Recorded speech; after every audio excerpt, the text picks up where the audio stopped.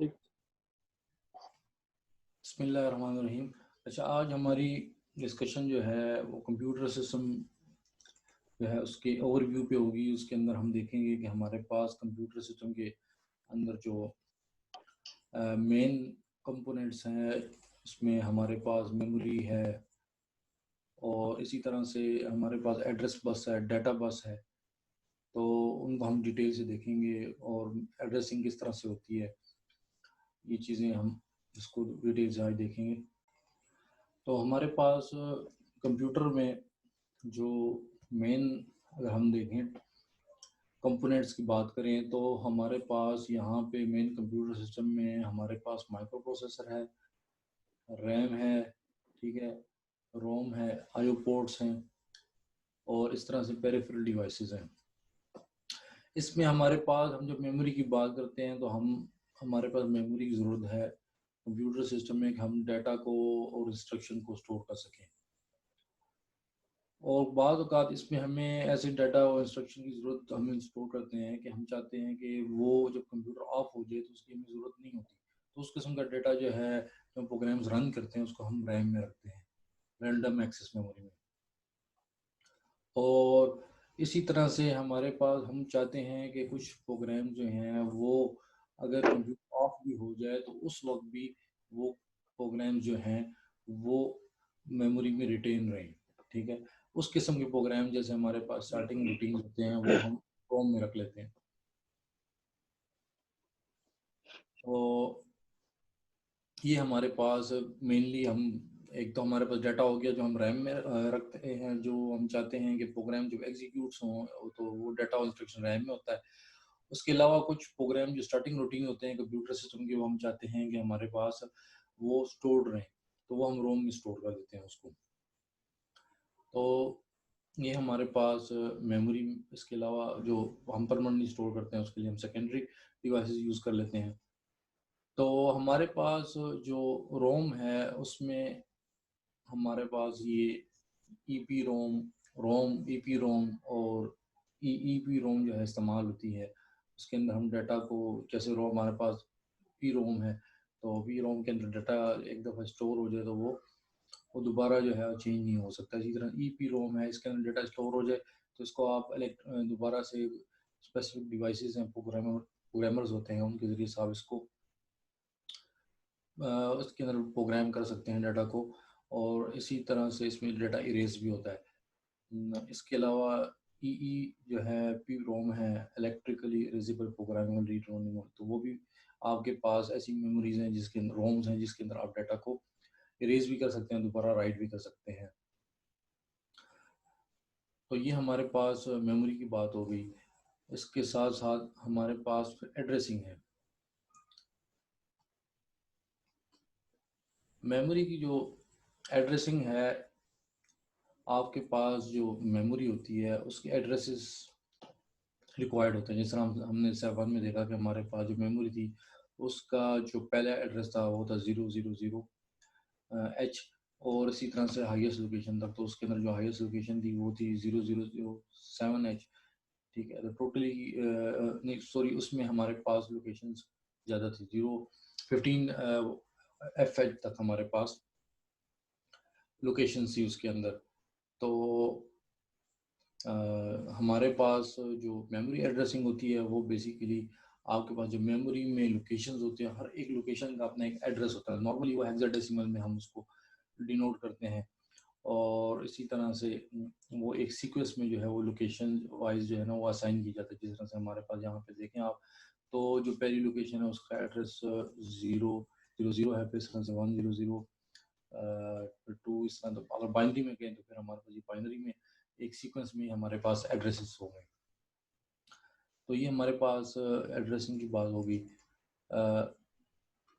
आप इस memory addressing में देखें तो बेसिकली ये आप उसी तरह से, जिस तरह से आपके घर के एड्रेसेस होते हैं, दिया जाता है कि आपको लोकेट किया जा सके। इसी तरह से जो मेमोरी एड्रेसेस होते हैं, हर घर उस मेमोरी एड्रेस होते हैं, उस एड्रेस के अंदर कोई कंटेंट होता है।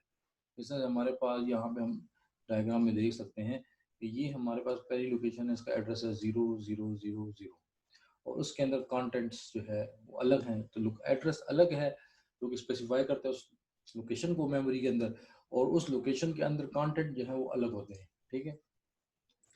तो ये हमारे पास जो पहला ये जो है ये एड्रेसेस हैं सारे, और फिर उन एड्रेसेस पे जो कंटेंट्स पड़े हुए हैं मेमोरी में वो आपको नज़र आ रहे हैं, ठीक है। तो कंटेंट्स यहाँ पे भी नज़र नहीं आ रहे, लेकिन यहाँ पे कंटेंट्स होंगे। तो इसी तरह से जिस तरह से आप घर का एड्रेस होता है और उसके अंदर फिर कंटेंट्स घरों में जो सामान होता है, तो इस तरह मेमोरी लोकेशन जो है, हर एक मेमोरी जो उसकी लोकेशन होती है, उसका एड्रेस होता है, और उस एड्रेस पे जो है फिर कुछ कंटेंट्स होते हैं। तो उस उन कंटेंट्स को एक्सेस करने के लिए हमारे पास एड्रेसेस जो हैं वो ज़रूरी हैं। हम एड्रेसेस स्पेसिफाई करते हैं, ठीक है, उस मेमोरी लोकेशन का जहाँ से हम डाटा को रीड करना चाहते हैं, डाटा को राइट करना चाहते हैं। तो फिर सबसे पहले हम उसका एड्रेस स्पेसिफाई करते हैं, उसके बाद हम उस लोकेशन को एक्सेस कर सकते हैं। तो ये एड्रेसिंग हमारे पास उसके बारे में। अच्छा, फिर एड्रेस बस। एड्रेस बस हमारे पास जो हमारे कंप्यूटर सिस्टम के अंदर डिफरेंट डिवाइसेस से डाटा जब एक्सेस किया जाता है, तो माइक्रो प्रोसेसर या प्रोसेसर जो है उसको जो है स्पेसिफाई करता है एड्रेस, और उस एड्रेस से उस उस लोकेशन से, मेमोरी लोकेशन से फिर डाटा को रीड या राइट किया जाता है। तो नॉर्मली हमारे पास जो मेमोरी होती है वो बेसिकली चिप मेमोरी होती है, और भी जो भी मेमोरी है चिप है उसके अलावा है। तो प्रोसेसर जो है उसने एक्सेस करना है फॉर एग्जांपल चिप मेमोरी को, तो उसके अंदर वो लोकेशन को स्पेसिफाई करेगा, और वो लोकेशन जो है प्रोसेसर जो है बताएगा इस लोकेशन से उसने डाटा को रीड करना है, ठीक है, या डाटा को राइट करना है। तो वो लोकेशन प्रोसेसर स्पेसिफाई करेगा, और उस लोकेशन को स्पेसिफाई करने के लिए इस्तेमाल होती है हमारे पास एड्रेस बस। एड्रेस बस जिस तरह से फॉर एग्जांपल यहाँ पे आप देख रहे हैं कि प्रोसेसर ने जो है वो डाटा रीड करना है, तो एड्रेस बस के ज़रिए से जो है, और रैम से डाटा रीड करना है तो एड्रेस बस के ज़रिए से एड्रेस बताएगा। फॉर एग्जांपल प्रोसेसर ने रीड करना है डाटा, और एड्रेस बस पे वो लोकेशन बता रहा है 0011, ये लोकेशन बाइनरी में मैंने लिख दी, ठीक है। तो इस तरह, या अगर उसमें भी हो सकती है, हेक्सा में भी हो सकती, इसी को मैं हेक्सा में लिखूं तो हमारे पास 0011 जो है ये हेक्सा में होगा 0 और 303H, ठीक है। जो भी लोकेशन हो वो लोकेशन बताएगा, और फिर उस लोकेशन से डाटा रीड किया जाएगा। तो ये हमारे पास जो एड्रेस बस होती है, ये हमारे पास प्रोसेसर और मेमोरी जो चिप्स होती हैं या डिवाइसेस हैं उनके दरमियान लिंक होगा, जिसके ज़रिए से प्रोसेसर जो है वो इन डिवाइसेस या चिप्स को स्पेसिफाई करेगा कि कौन सी लोकेशन से जो है डाटा को रीड करना है या उस लोकेशन पे डाटा को राइट करना है, ठीक है। तो ये हमारे पास एड्रेस बस की थोड़ी डिटेल हो गई। और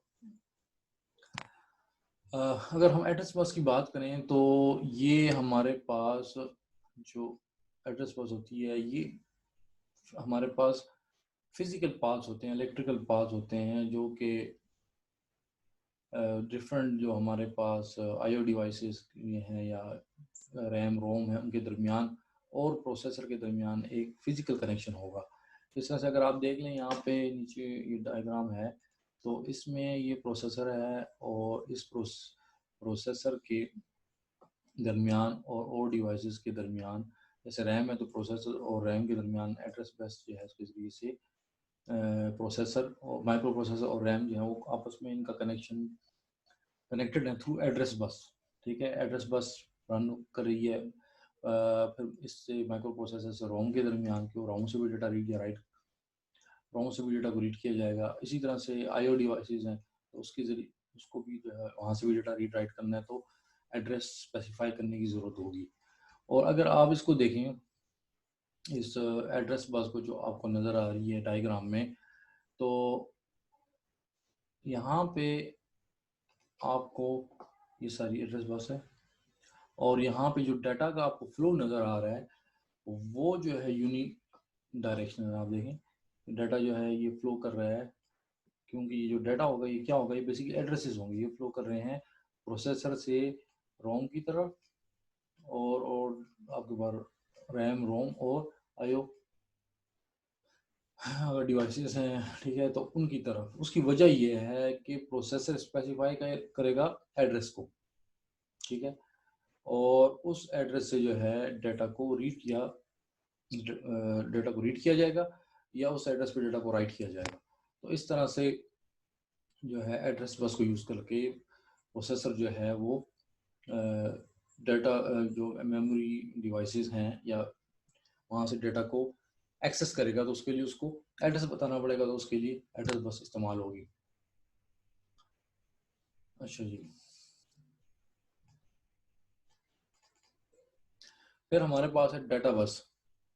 अब एड्रेस बस की तो हमने बात कर दी कि वही एड्रेस बस जो है उससे प्रोसेसर जो है वो स्पेसिफाई करेगा एड्रेस, जिस एड्रेस से जो है डाटा को रीड करना है या राइट करना है। अब वो स्पेसिफाई हो गया, ठीक है। फॉर एग्जांपल हमारे पास यहाँ पे प्रोसेसर ने रैम से डाटा रीड करना है और उसने एड्रेस बस के ऊपर लोकेशन बता दी है। एड्रेस लोकेशन है जी, फॉर एग्जांपल मैं इस मिसाल लेता हूँ, F F F F H कोई लोकेशन है, हेक्सा में, ठीक है। ये लोकेशन बता दी, मतलब एड्रेस बता दिया। अब इस लोकेशन से डाटा जब रैम से रीड होगा तो वो इस पाथ से होके जो नज़र आ रहा है, इस पाथ से प्रोसेसर के पास आएगा। ये जो आपको पाथ नज़र आ रहा है जिससे डाटा फ्लो होके प्रोसेसर की तरफ आ रहा है, इसको कहते हैं डाटा बस। तो ये भी हमारे पास एक पाथ होगा, फिजिकल पाथ होगा, जिसको प्रोसेसर यूज़ करेगा डाटा को रीड करने के लिए। डिफरेंट जो डिवाइसेस कनेक्ट, जो मेमोरी चिप्स हैं या और डिवाइसेस कनेक्टेड हैं, उससे डाटा को रीड करने के लिए इस्तेमाल करेगा। और अगर आप इसको देख लें, इस डाटा बस को, तो डाटा बस जो है आप इसको देखें तो ये बाई डायरेक्शनल है, यूनी डायरेक्शनल नहीं है। क्यों?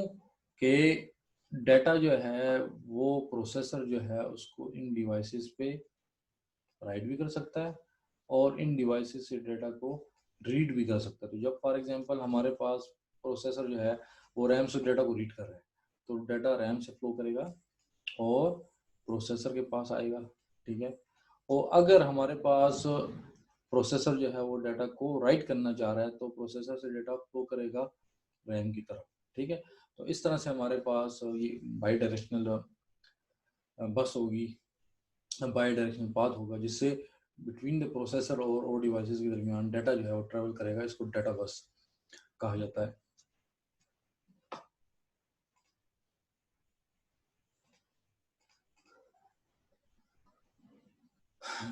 अच्छा, हमारे पास जब प्रोसेसर के अंदर डिफरेंट प्रोसेसर आते हैं, अभी जैसे फॉर एग्जांपल हमारे पास ये पुराने कोई प्रोसेसर का एग्जांपल है, 8 बिट का माइक्रो प्रोसेसर है, तो उसके अंदर जो डेटा बस जो है वो 8 बिट की होगी, ठीक है। 8 बिट माइक्रो प्रोसेसर है तो उसके अंदर डेटा बस जो होगी वो 8 बिट, मतलब उसके अंदर जो डेटा ट्रैवल करेगा, जो प्रोसेसर डेटा रीड करेगा मेमोरी से, वो 8 बिट के चंक्स में करेगा। और इसी तरह से अगर आपके पास 16 बिट का माइक्रो प्रोसेसर है तो वो 16 बिट के चंक्स को रीड करेगा रैम से या ठीक है, मेमोरी से। और इसी तरह से अगर आपके पास 32 बिट है या 64 बिट है तो उतने चंक्स को वो मेमोरी से रीड करेगा माइक्रो प्रोसेसर, ठीक है। इसी तरह से ये जो हम लोग बात करते हैं 16, 18, 8, 16 या 32 या 64, तो उसके लिए फिर हमारे पास हम मिसाल अगर ले लेते हैं कि प्रोसेसर और रैम के दरमियान जो बस है वो 8 बिट की है आसानी के लिए। तो मैं फिर कहूँगा कि हमारे पास ये जो बस होगी इसके अंदर 8 जो हैं, तकरीबन 8 जो है हमारे पास इलेक्ट्रिकल वायर्स होंगी जो कि इनको आपस में कनेक्ट करेंगे, ठीक है। तो ये 8 वायर्स होंगी जो यहाँ से फ्लो कर रही होंगी इन दोनों प्रोसेसर और रैम के दरमियान। हमारे पास 8 वायर होंगी। और अगर हमारे पास 16 बिट है तो फिर हमारे पास 16 वायर्स होंगी बिटवीन द प्रोसेसर और रैम। अगर 32 बिट है तो 32 वायर्स होंगी, ठीक है। तो इस तरह से ये हमारे पास ये जो है डाटा जो है फ्लो करेगा इन वायर्स के थ्रू, इनको नॉर्मली बस कहा जाता है।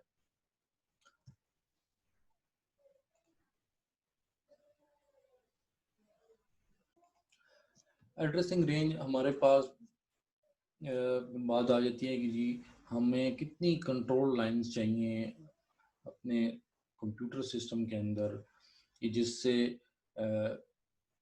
एड्रेस किया जा सके मेमोरी को। तो हमारे पास हम बाइनरी की बात करें तो हमारे पास जो कॉन्सेप्ट है कि आपके पास फॉर एग्जांपल 4 बिट डेटा की हम बात करते हैं, ठीक है।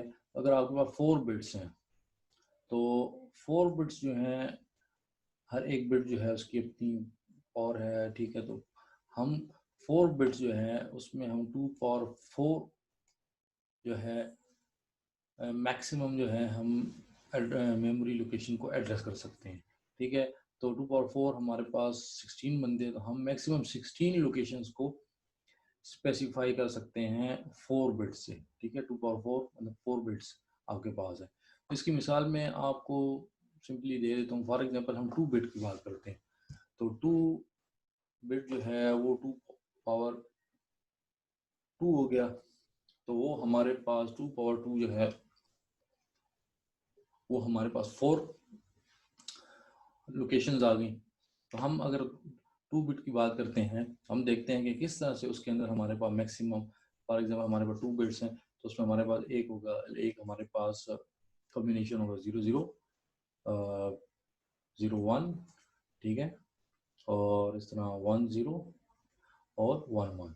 तो ये आप देखें 2 बिट्स में मैक्सिमम हमारे पास 4 पॉसिबिलिटीज हैं डिफरेंट। आप कॉम्बिनेशन आपके पास बिट्स के बन सकते हैं जिससे आप 4 डिफरेंट मेमोरी एड्रेसेस को आप स्पेसिफाई कर सकते हैं। तो इसी तरह से अगर आपके पास यहाँ पे 2 बिट हैं आपके पास एड्रेसेस के लिए, तो आपके पास जो एड्रेस बस होगी फॉर एग्जांपल ये, तो उसके अंदर 2 बिट्स दो वाइस की ज़रूरत होगी। नॉर्मली हमारे पास जो, अगर हम बात करें कि जी इसको 2 से हम 4 पे ले आते हैं, तो 4 पे 16 लोकेशन की हमने बात की, मैक्सिमम 16 लोकेशंस हम 4 बिट्स पे हम स्पेसिफाई कर सकते हैं। तो वो किस तरह से 0 0 0, ठीक है, और इसी तरह से हम करें 0 0 0 1, ठीक है, इसी तरह से 0 0 1 0, और इसी तरह से 0 0 1 1, और इसी तरह से 0 1 0 0, ठीक है,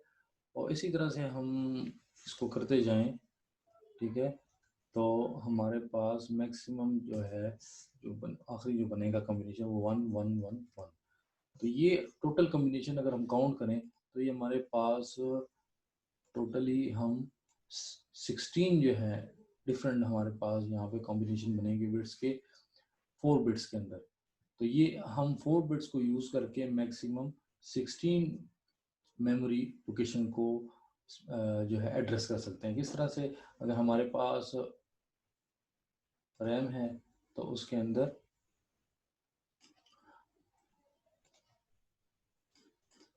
उस रैम के अंदर जो है अगर पहली लोकेशन है और हम 4 बिट यूज़ करते हैं तो उसमें पहला एड्रेस हम दे सकते हैं 0 0 0 0, जिस तरह से हमने सैप 1 के अंदर देखा।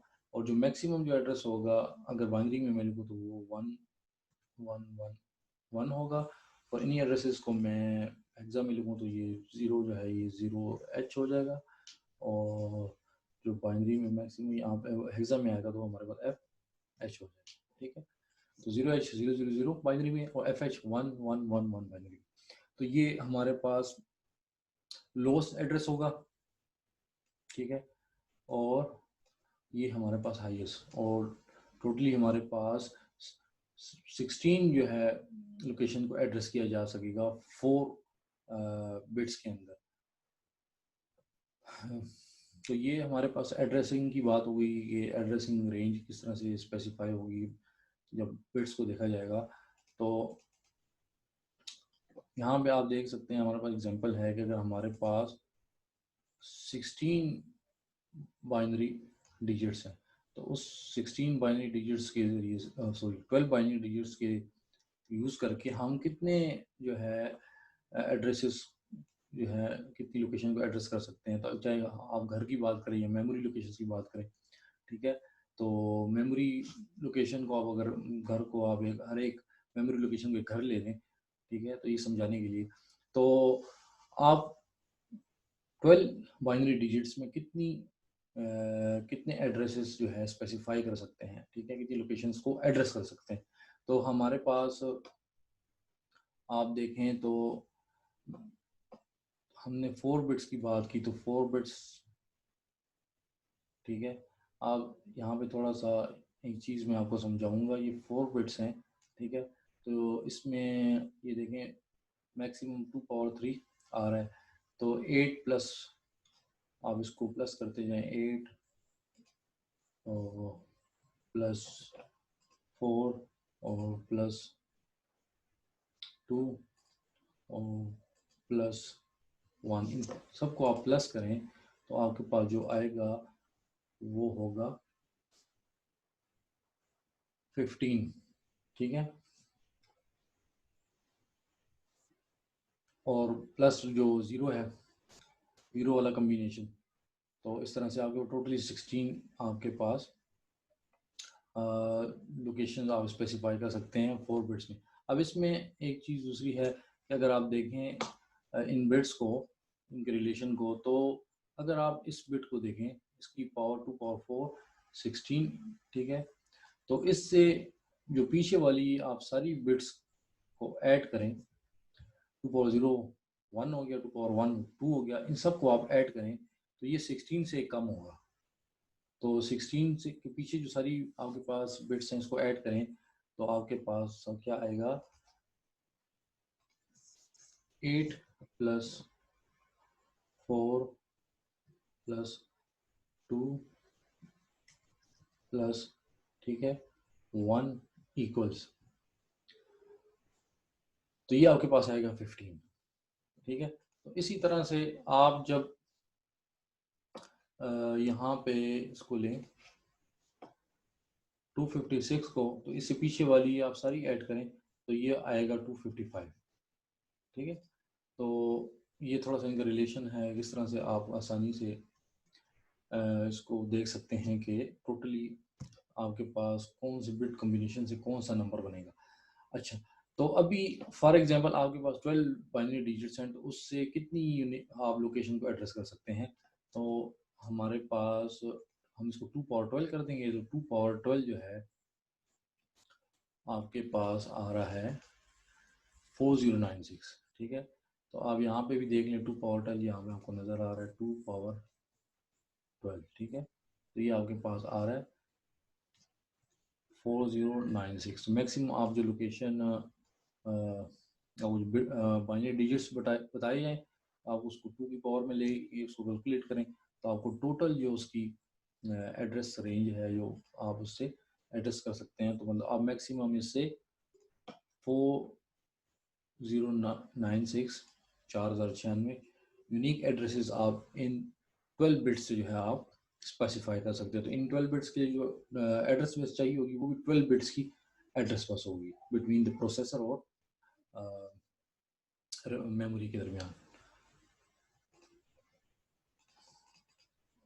अच्छा, हमारे पास हमने SAP 1 को देखा, तो SAP 1 के अंदर हमारे पास हम इसको देखते हैं कि एड्रेस बस कहाँ थी और डाटा बस कहाँ थी। क्योंकि अभी हमने देख लिया कि एड्रेस बस जो है से प्रोसेसर स्पेसिफाई करता है एड्रेसेस को, डिफरेंट कंपोनेंट जो मेमोरी चिप्स हैं, ठीक है, और डेटाबेस से डाटा ट्रांसफ़र होता है।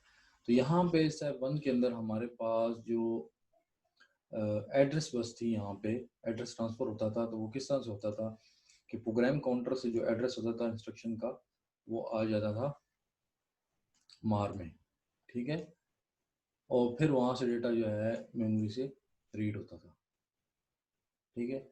तो इसमें हमारे पास ये जो बस है, इसकी मेन डब्ल्यू बस जो है, यही जो है ये एज ए एड्रेस बस इस्तेमाल हो रही है। ये जो मेन बस है यही एड्रेस बस इस्तेमाल हो रही थी। इसी तरह से जब डाटा रीड होता था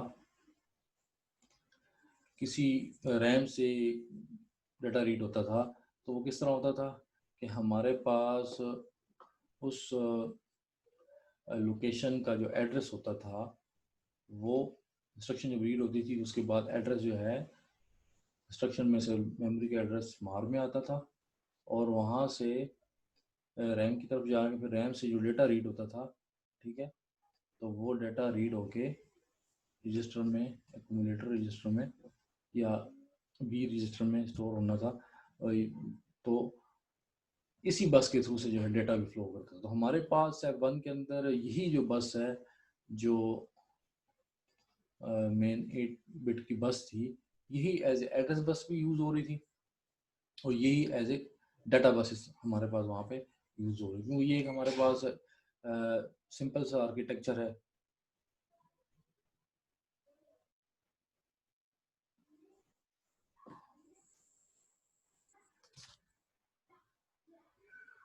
तो इस आर्किटेक्चर में हमारे पास, क्योंकि हमारे पास सिंपल सा आर्किटेक्चर था, तो इसमें एड्रेस और डेटा बस के लिए ही 8 बिट की जो बस थी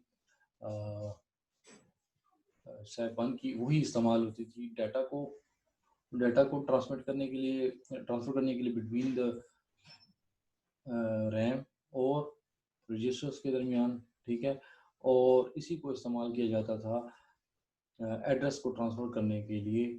प्रोग्राम काउंटर से अगर एड्रेस आ रहा है इंस्ट्रक्शन का मार में, ठीक है, या किसी ऑपरेंड का जो है उसको लोड करना है, उसका एड्रेस जो है वो आ रहा है इंस्ट्रक्शन रजिस्टर से, तो वो भी जो है उसके लिए भी यही बस इस्तेमाल होती थी। तो दो यही, इसके अलावा एक और जो है हमारे पास कॉन्सेप्ट है, उसको कहते हैं कंट्रोल बस।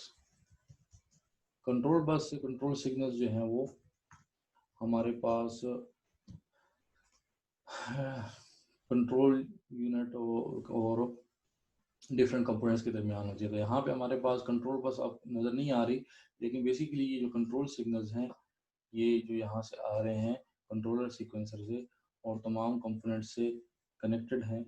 ये कंट्रोलर सीक्वेंसर तमाम कंपोनेंट से कनेक्टेड है और ये लाइंस आपको जो कंट्रोल्स वर्ड वहाँ यहाँ से आता है। तो ये तमाम जो आपके पास कंपोनेंट्स हैं, ये कंट्रोल वर्ड बेसिकली, एक यहाँ कंट्रोल लाइन जो हैं, ये कंट्रोलर सीक्वेंसर निकल के जो है हमारे पास जितने भी कंपोनेंट्स हैं उनके साथ अटैच हैं, नज़र नहीं आ रही। और हर एक स्टेट के ऊपर कंट्रोलर सीक्वेंसर जो कंट्रोल वर्ड जनरेट करता है, वो इन कंट्रोल लाइन के ज़रिए से डिफरेंट कंपोनेंट्स को कंट्रोल जो है सेंड की जाती हैं और इस तरह से वो कंपोनेंट्स अपना काम करते हैं। तो ये हमारे पास हो गई कंट्रोल बस, कह सकते हैं हम कि ये 7 की कंट्रोल बस है।